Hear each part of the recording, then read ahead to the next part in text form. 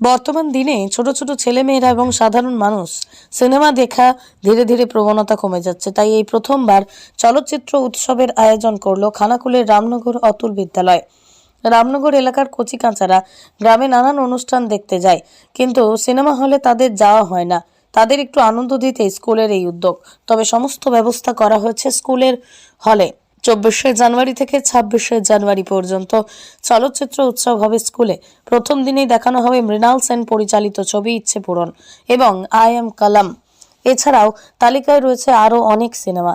গ্রামের বেশিরভাগ মানুষই কৃষিকাজে যুক্ত না হলে ছোট ছোট ব্যবসায়ী স্কুলে হলের মতো করে সিনেমা দেখার আয়োজন করা হয়।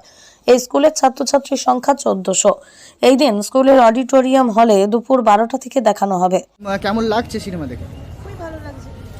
খুবই ভালো লাগছে, কারণ এটা আমাদের জীবনের একটা প্রথম। আমরা আগে কোথাও কোনো সিনেমা দেখতে যাইনি, তো এটাই আমাদের স্কুলে ফার্স্ট টাইম। তো আমরা খুবই এক্সাইটেড এটাকে নিয়ে। এর জন্য আমাদের প্রধান শিক্ষক মহাশয় অমিতাভ মহাশয়কে জানাই অসংখ্য ধন্যবাদ, এবং তার যে সহকর্মী অর্থাৎ আমাদের যে আদার্স আরও শিক্ষক শিক্ষিকা রয়েছেন তাদেরকেও জানাচ্ছি ধন্যবাদ। এই যে সিনেমা দেখছো, পড়াশোনা বোরিং পড়াশোনার মধ্যে সিনেমা দেখছো, এটা কি একগুচ্ছ বেশ ঠান্ডা হাওয়ার মতো? একটা বোরিং পড়াশোনা। আমাদের এবার 16 তারিখ থেকে একটা ফাইনাল এক্সামের কথা হচ্ছে। এবার সেখান থেকে একটা যে সিনেমার মতন জিনিস আমরা দেখতে পাচ্ছি, তো এটা আমাদের একটা মানসিক একটা অন্য জায়গায় নিয়ে যাওয়ার চেষ্টা করছে আর কি। ছাত্রছাত্রীদের এই চলচ্চিত্র উৎসবে সামিল করে জানায়, খানাকুলের মতো জায়গায় এরকম একটা উদ্যোগ খুবই ভালো। আমাদের সামাজিক জ্ঞান লাভ করার জন্য শিক্ষামূলক চলচ্চিত্র অবশ্য দেখা প্রয়োজন, কিন্তু সবাই সেই সুযোগ পায় না। প্রধান শিক্ষকের এই উদ্যোগে খুশি সকলেই। শুধুই যে পড়াশোনা তা তো নয়, স্কুল থেকে সমগ্র এলাকার অনেক কিছু শেখার আছে।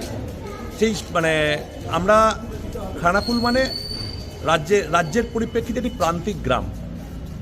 অনেক সমস্যা খানাকুলের আছে, কিন্তু তা সত্ত্বেও খানাকুল আমাদের যে পিছিয়ে নেই।